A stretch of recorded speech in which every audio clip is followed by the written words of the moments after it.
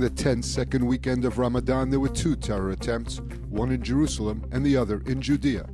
In the Jerusalem attack, a Palestinian attempted to steal the gun of a policeman, and in the Etzion block, a Palestinian driver rammed into three soldiers, injuring one seriously. In both cases, the terrorists were quickly neutralized.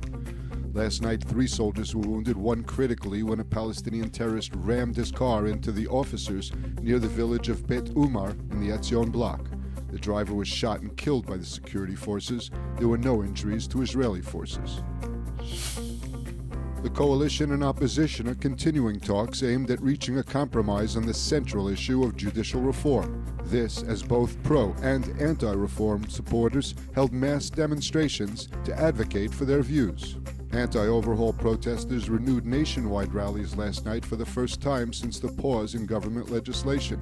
An estimated crowd upwards of 200,000 protested in Tel Aviv, with tens of thousands more in protests around the country. The Ayalon highway was again blocked, and 19 protesters were arrested when police used force to reopen the highway. There were also mass protests in favor of the judicial reforms, including calls for a halt in the compromise negotiations underway at the president's residence. Syria says 5 soldiers were hurt in Israeli airstrikes on several targets near homes overnight. Explosions were heard at several sites, including the Syrian military airport at Al-Daba near Homs, and a fire broke out at a scientific research facility in another area. The strikes reportedly targeted several Syrian military positions and Iranian-backed militia.